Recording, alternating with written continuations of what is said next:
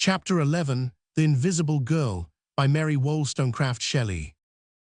This slender narrative has no pretensions to the regularity of a story or the development of situations and feelings. It is but a slight sketch, delivered nearly as it was narrated to me by one of the humblest of the actors concerned.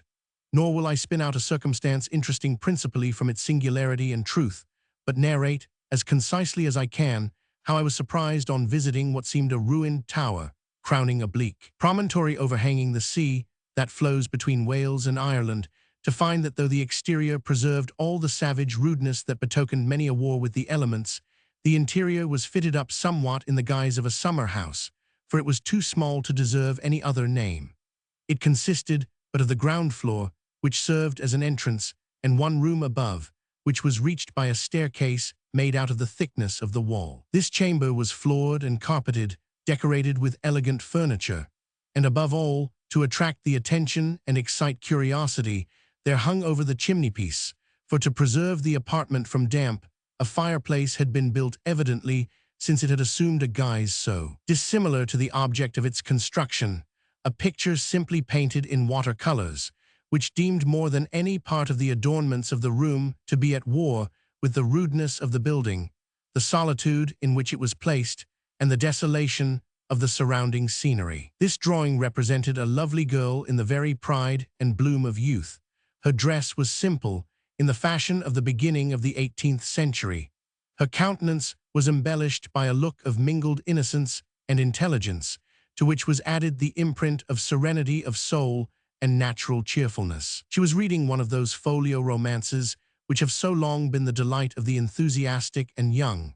Her mandolin was at her feet, her paraquet perched on a huge mirror near her. The arrangement of furniture and hangings gave token of a luxurious dwelling, and her attire also evidently that of home and privacy, yet bore with it an appearance of ease and girlish ornament, as if she wished to please. Beneath this picture was inscribed in golden letters, "The Invisible Girl." Rambling about a country nearly uninhabited, having lost my way, and being overtaken by a shower, I had lighted on this dreary-looking tenement, which seemed to rock in the blast, and to be hung up there as the very symbol of desolation. I was gazing wistfully and cursing inwardly my stars, which led me to a ruin that could afford no shelter, though the storm began to pelt more seriously than before, when I saw an old woman's head popped out from a kind of loophole, and as suddenly withdrawn. A minute after, a feminine voice called to me from within, and penetrating a little brambly maze that screened a door, which I had not before observed, so skillfully had the planter succeeded in concealing art with nature, I found the good dame standing on the threshold and inviting me to take refuge within. "I had just come up from our cot hard by," she said, "to look after the things, as I do every day when the rain came on. Will ye walk up till it is over?" I was about to observe that the cot hard by, at the venture of a few rain-drops, was better than a ruined tower, and to ask my kind hostess whether the things were pigeons or crows that she was come to look after, when the matting of the floor and the carpeting of the staircase struck my eye. I was still more surprised when I saw the room above, and beyond all, the picture and its singular inscription, naming her invisible, whom the painter had colored forth into very agreeable visibility, awakened my most lively curiosity. The result of this, of my exceeding politeness towards the old woman and her own natural garrulity, was a kind of garbled narrative which my imagination eked out, and future inquiries rectified, till it assumed the following form. Some years before, in the afternoon of a September day, which, though tolerably fair, gave many tokens of a tempestuous night, a gentleman arrived at a little coast town about 10 miles from this place. He expressed his desire to hire a boat to carry him to the town of about 15 miles farther on the coast. The menaces which the sky held forth made the fishermen loath to venture, till at length one the father of a numerous family, bribed by the bountiful reward the stranger promised, the other, the son of my hostess, induced by youthful daring, agreed to undertake the voyage. The wind was fair, and they hoped to make good way before nightfall, and to get into port ere the rising of the storm. They pushed off with good cheer, at least the fishermen did. As for the stranger, the deep mourning which he wore was not half so black as the melancholy that wrapped his mind. He looked as if he had never smiled, as if some unutterable thought, dark as night and bitter as death, had built its nest within his bosom and brooded therein eternally. He did not mention his name, but one of the villagers recognized him as Henry Vernon, the son of a baronet who possessed a mansion about 3 miles distant from the town for which he was bound. This mansion was almost abandoned by the family, but Henry had, in a romantic fit, visited it about 3 years before, and Sir Peter had been down there during the previous spring for about a couple of months. The boat did not make so much way as was expected. The breeze failed them as they got out to sea, and they were fain with oar as well as sail to try to weather the promontory that jutted out between them and the spot they desired to reach.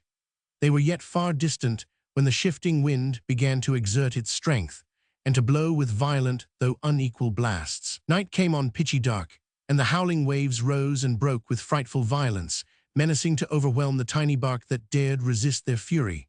They were forced to lower every sail and take to their oars. One man was obliged to bail out the water, and Vernon himself took an oar, and rowing with desperate energy, equaled the force of the more practiced boatmen.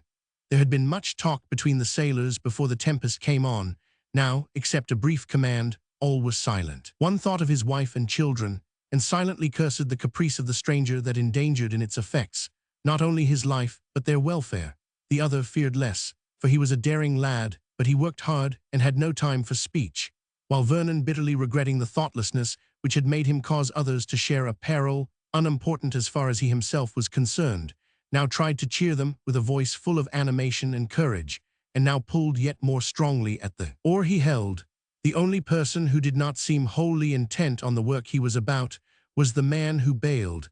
Every now and then he gazed intently round, as if the sea held afar off, on its tumultuous waste, some object that he strained his eyes to discern. But all was blank, except as the crests of the high waves showed themselves, or far out on the verge of the horizon, a kind of lifting of the clouds betokened greater violence for the blast. At length he exclaimed, "Yes, I see it, the larboard oar, now. If we can make yonder light, we are saved." Both the rowers instinctively turned their heads, but cheerless darkness answered their gaze. "You cannot see it," cried their companion, "but we are nearing it, and please God, we shall outlive this night."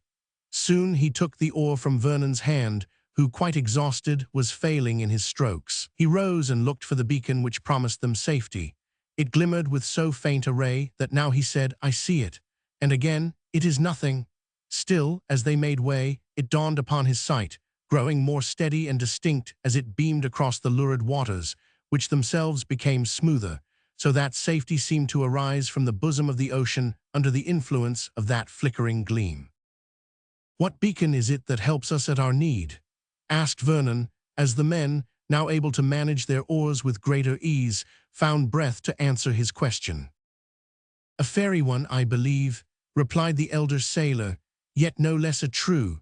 It burns in an old tumble-down tower, built on the top of a rock which looks over the sea. We never saw it before this summer, and now each night it is to be seen, at least when it is looked for we cannot see it from our village. And it is such an out-of-the-way place that no one has need to go near it, except through a chance like this. Some say it is burnt by witches, some say by smugglers, but this I know, 2 parties have been to search, and found nothing but the bare walls of the tower. All is deserted by day and dark by night, for no light was to be seen while we were there, though it burned sprightly enough when we were out at sea." "I have heard say," observed the younger sailor, "it is burnt by the ghost of a maiden who lost her sweetheart in these parts, he being wrecked, and his body found at the foot of the tower. She goes by the name among us of the Invisible Girl." The voyagers had now reached the landing place at the foot of the tower. Vernon cast a glance upward. The light was still burning. With some difficulty, struggling with the breakers and blinded by night, they contrived to get their little bark to shore and to draw her up on the beach. They then scrambled up the precipitous pathway, overgrown by weeds and underwood, and guided by the more experienced fishermen, they found the entrance to the tower. Door or gate there was none, and all was dark as the tomb, and silent and almost as cold as death. "This will never do," said Vernon. "Surely our hostess will show her light, if not herself, and guide our darkling steps by some sign of life and comfort." "We will get to the upper chamber," said the sailor, "if I can but hit upon the broken-down steps. But you will find no trace of the invisible girl, nor her light either, I warrant." "Truly a romantic adventure of the most disagreeable kind," muttered Vernon, as he stumbled over the unequal ground. "She of the beacon light must be both ugly and old, or she would not be so peevish and inhospitable." With considerable difficulty, and after divers knocks and bruises, the adventurers at length succeeded in reaching the upper story. But all was blank and bare, and they were fain to stretch themselves on the hard floor, when weariness, both of mind and body, conduced to steep their senses in sleep. Long and sound were the slumbers of the mariners.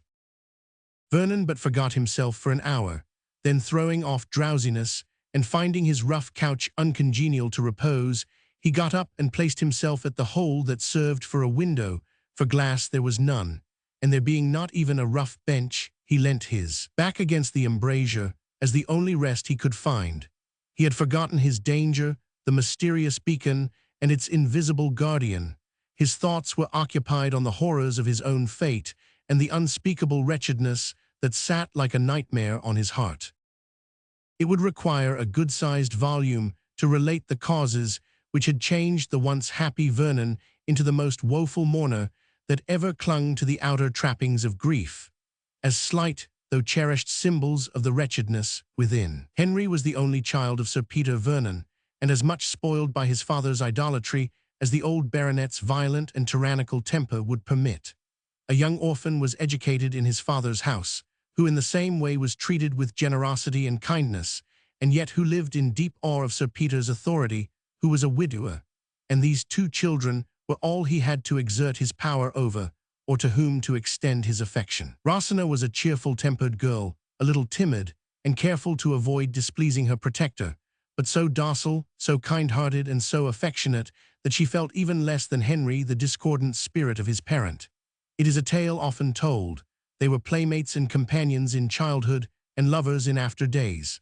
Rosina was frightened to imagine that this secret affection and the vows they pledged might be disapproved of by Sir Peter. But sometimes she consoled herself by thinking that perhaps she was in reality her Henry's destined bride, brought up with him under the design of their future union. And Henry, while he felt that this was not the case, resolved to wait only until he was of age to declare and accomplish his wishes in making the sweet Rosina his wife. Meanwhile, he was careful to avoid premature discovery of his intentions, so to secure his beloved girl from persecution and insult. The old gentleman was very conveniently blind. He lived always in the country, and the lovers spent their lives together, unrebuked and uncontrolled. It was enough that Rosina played on her mandolin and sang Sir Peter to sleep every day after dinner. She was the sole female in the house above the rank of a servant, and had her own way in the disposal of her time. Even when Sir Peter frowned, her innocent caresses and sweet voice were powerful to smooth the rough current of his temper. If ever human spirit lived in an earthly paradise, Rosina did at this time. Her pure love was made happy by Henry's constant presence, and the confidence they felt in each other, and the security with which they looked forward to the future, rendered their path one of roses under a cloudless sky.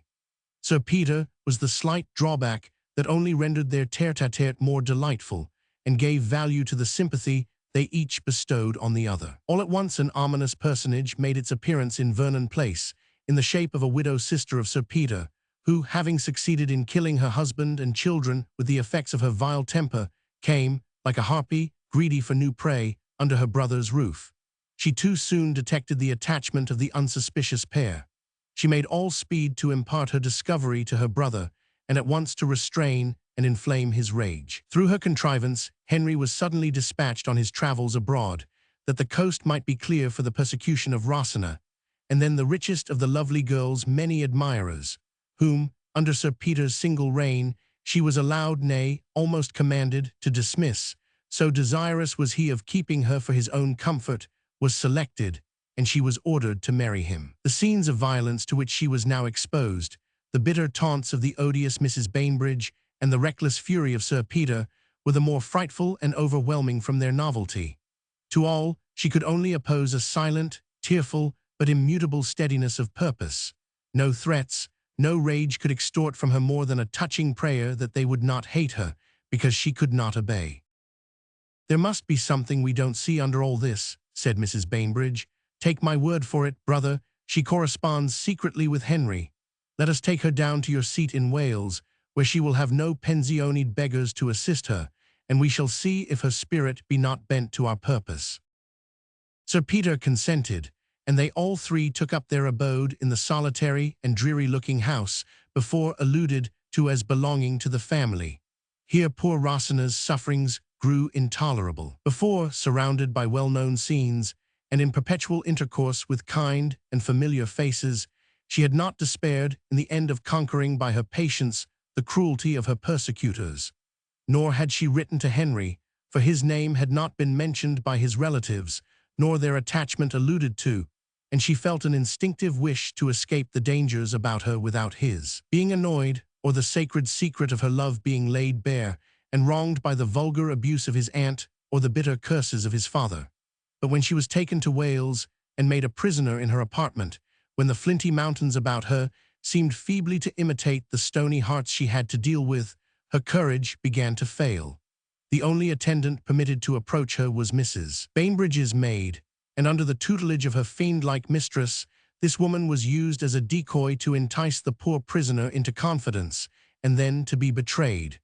The simple, kind-hearted Rosina was a facile dupe, and at last, in the excess of her despair, wrote to Henry and gave the letter to this woman to be forwarded. The letter in itself would have softened marble. It did not speak of their mutual vows, it but asked him to intercede with his father, that he would restore her to the place she had formerly held in his affections, and cease from a cruelty that would destroy her. "For I may die," wrote the hapless girl, "but marry another, never." That single word, indeed, had sufficed to betray her secret, had it not been already discovered. As it was, it gave increased fury to Sir Peter, as his sister triumphantly pointed it out to him, for it need hardly be said that while the ink of the address was yet wet, and the seal still warm, Rosina's letter was carried to this lady. The culprit was summoned before them. What ensued none could tell. For their own sakes, the cruel pair tried to palliate their part. Voices were high, and the soft murmur of Rosina's tone was lost in the howling of Sir Peter and the snarling of his sister. "Out of doors you shall go," roared the old man. "Under my roof you shall not spend another night." And the words infamous seductress, and worse, such as had never met the poor girl's ear before, were caught by listening servants, and to each angry speech of the baronet, Mrs. Bainbridge added an envenomed point worse than all. More dead than alive, Rosina was at last dismissed. Whether guided by despair, whether she took Sir Peter's threats literally, or whether his sister's orders were more decisive, none knew, but Rosina left the house. A servant saw her cross the park, weeping and wringing her hands as she went. What became of her none could tell.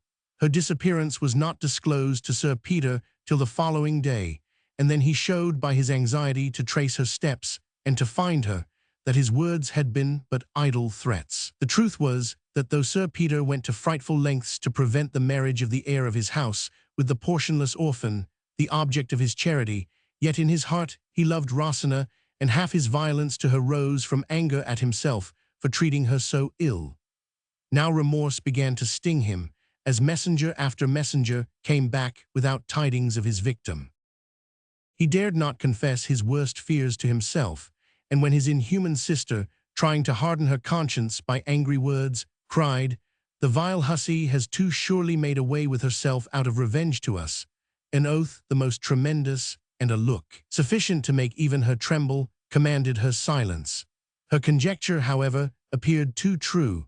A dark and rushing stream that flowed at the extremity of the park had doubtless received the lovely form and quenched the life of this unfortunate girl. Sir Peter, when his endeavors to find her proved fruitless, returned to town, haunted by the image of his victim, and forced to acknowledge in his own heart that he would willingly lay down his life.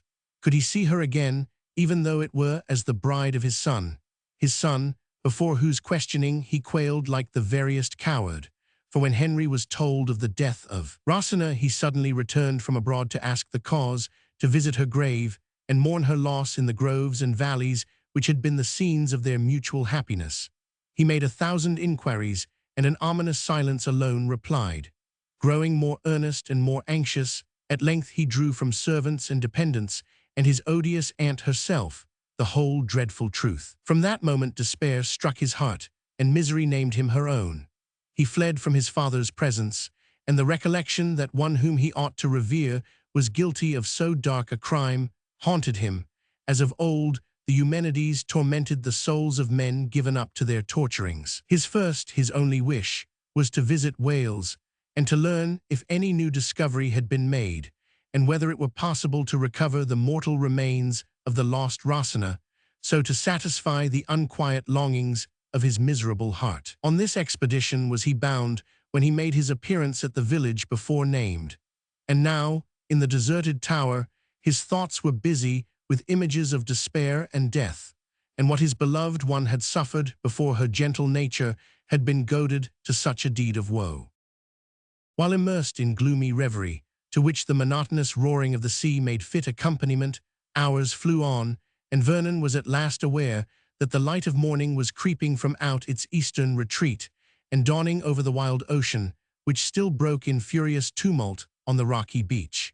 His companions now roused themselves and prepared to depart. The food they had brought with them was damaged by sea-water, and their hunger, after hard labor and many hours fasting, had become ravenous. It was impossible to put to sea in their shattered boat, but there stood a fisher's cot about 2 miles off, in a recess in the bay, of which the promontory on which the tower stood formed one side, and to this they hastened to repair. They did not spend a second thought on the light which had saved them, nor its cause, but left the ruin in search of a more hospitable asylum. Vernon cast his eyes round as he quitted it, but no vestige of an inhabitant met his eye, and he began to persuade himself that the beacon had been a creation of fancy merely. Arriving at the cottage in question, which was inhabited by a fisherman and his family, they made a homely breakfast, and then prepared to return to the tower, to refit their boat, and, if possible, bring her round. Vernon accompanied them, together with their host and his son. Several questions were asked concerning the invisible girl and her light, each agreeing that the apparition was novel, and not one being able to give even an explanation of how the name had become affixed to the unknown cause of this singular appearance, though both of the men of the cottage affirmed that once or twice they had seen a female figure in the adjacent wood, and that now and then a stranger girl made her appearance at another cot a mile off, on the other side of the promontory, and bought bread. Suspected both these to be the same, but could not tell. The inhabitants of the cot, indeed, appeared too stupid even to feel curiosity, and had never made any attempt at discovery. The whole day was spent by the sailors in repairing the boat, and the sound of hammers and the voices of the men at work resounded along the coast, mingled with the dashing of the waves. This was no time to explore the ruin for one who, whether human or supernatural, so evidently withdrew herself from intercourse with every living being. Vernon, however, went over the tower and searched every nook in vain. The dingy bare walls bore no token of serving as a shelter, and even a little recess in the wall of the staircase, which he had not before observed, was equally empty and desolate. Quitting the tower, he wandered in the pine wood that surrounded it, and giving up all thought of solving the mystery, was soon engrossed by thoughts that touched his heart more nearly, when suddenly there appeared on the ground at his feet the vision of a slipper. Since Cinderella so tiny, a slipper had never been seen. As plain as shoe could speak, it told a tale of elegance, loveliness, and youth. Vernon picked it up. He had often admired Rosina's singularly small foot, and his first thought was a question whether this little slipper would have fitted it. It was very strange. It must belong to the invisible girl. Then there was a fairy form that kindled that light, a form of such material substance that its foot needed to be shod, and yet how shod? With kid so fine, and of shape so exquisite, that it exactly resembled such as Rosina wore. Again the recurrence of the image of the beloved dead came forcibly across him, and 1,000 home-felt associations, childish yet sweet, and lover-like though trifling, so filled Vernon's heart, that he threw himself his length on the ground, and wept more bitterly than ever the miserable fate of the sweet orphan. In the evening the men quitted their work, and Vernon returned with them to the cot where they were to sleep, intending to pursue their voyage weather permitting, the following morning. Vernon said nothing of his slipper, but returned with his rough associates. Often he looked back, but the tower rose darkly over the dim waves, and no light appeared. Preparations had been made in the cot for their accommodation, and the only bed in it was offered Vernon, but he refused to deprive his hostess, and spreading his cloak on a heap of dry leaves, endeavored to give himself up to repose.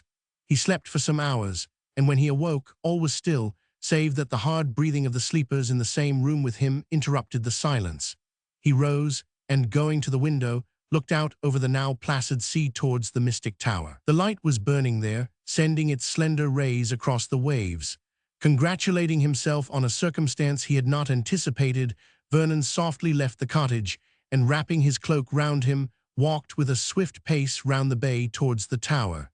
He reached it. Still the light was burning. To enter and restore the maiden her shoe would be but an act of courtesy, and Vernon intended to do this with such caution as to come unaware, before its wearer could, with her accustomed arts, withdraw herself from his eyes. But unluckily, while yet making his way up the narrow pathway, his foot dislodged a loose fragment that fell with crash and sound down the precipice.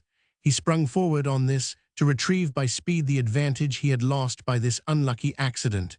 He reached the door, he entered, all was silent, but also all was dark. He paused in the room below, he felt sure that a slight sound met his ear.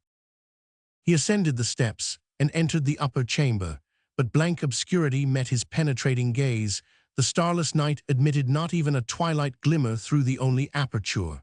He closed his eyes, to try, on opening them again, to be able to catch some faint, wandering ray on the visual nerve, but it was in vain. He groped round the room, he stood still and held his breath, and then, listening intently, he felt sure that another occupied the chamber with him, and that its atmosphere was slightly agitated by another's respiration.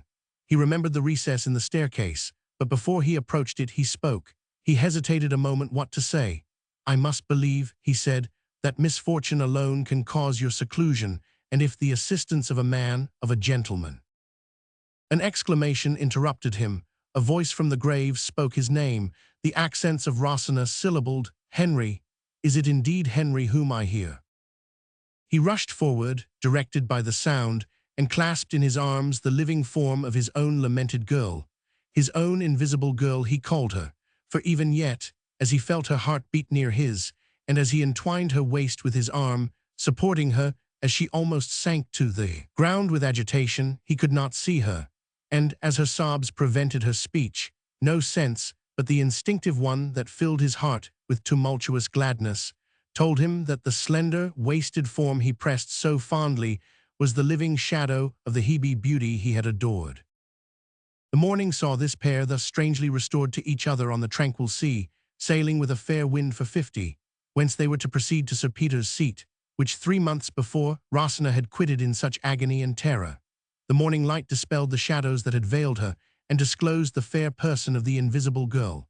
Altered indeed she was by suffering and woe, but still, the same sweet smile played on her lips, and the tender light of her soft blue eyes were all her own. Vernon drew out the slipper, and showed the cause that had occasioned him to resolve to discover the guardian of the mystic beacon. Even now he dared not inquire how she had existed in that desolate spot, or wherefore she had so sedulously avoided observation, when the right thing to have been done was to have sought him immediately, under whose care, protected by whose love, no danger need be feared. But Rosina shrunk from him as he spoke, and a death-like pallor came over her cheek, as she faintly whispered, "Your father's curse, your father's dreadful threats." It appeared, indeed, that Sir Peter's violence and the cruelty of Mrs. Bainbridge had succeeded in impressing Rosina with wild and unvanquishable terror. She had fled from their house without plan or forethought, driven by frantic horror and overwhelming fear. She had left it with scarcely any money, and there seemed to her no possibility of either returning or proceeding onward. She had no friend except Henry in the wide world. Whither could she go? To have sought Henry would have sealed their fates to misery, for with an oath, Sir Peter had declared he would rather see them both in their coffins than married. After wandering about, hiding by day, and only venturing forth at night, she had come to this deserted tower, which seemed a place of refuge. How she had lived since then she could hardly tell. She had lingered in the woods by day, or slept in the vault of the tower, an asylum none were acquainted with or had discovered. By night she burned the pinecones of the wood, and night was her dearest time, for it seemed to her as if security came with darkness. She was unaware that Sir Peter had left that part of the country, and was terrified lest her hiding place should be revealed to him. Her only hope was that Henry would return, that Henry would never rest till he had found her. She confessed that the long interval and the approach of winter had visited her with dismay. She feared that, as her strength was failing and her form wasting to a skeleton, that she might die and never see her own Henry more. An illness, indeed, in spite of all his care, followed her restoration to security and the comforts of civilized life. Many months went by before the bloom revisiting her cheeks, and her limbs regaining their roundness, she resembled once more the picture drawn of her in her days of bliss before any visitation of sorrow. It was a copy of this portrait that decorated the tower, the scene of her suffering, in which I had found shelter. Sir Peter, overjoyed to be relieved from the pangs of remorse, and delighted again to see his orphan ward, whom he really loved, was now as eager as before he had been averse to bless her union with his son. Mrs. Bainbridge they never saw again, but each year they spent a few months in their Welsh mansion, the scene of their early wedded happiness, and the spot where again poor Rosina had awoke to life and joy after her cruel persecutions. Henry's fond care had fitted up the tower and decorated it as I saw, and often did he come over with his invisible girl to renew, in the very scene of its occurrence, the remembrance of all the incidents which had led to their meeting again during the shades of night in that sequestered ruin.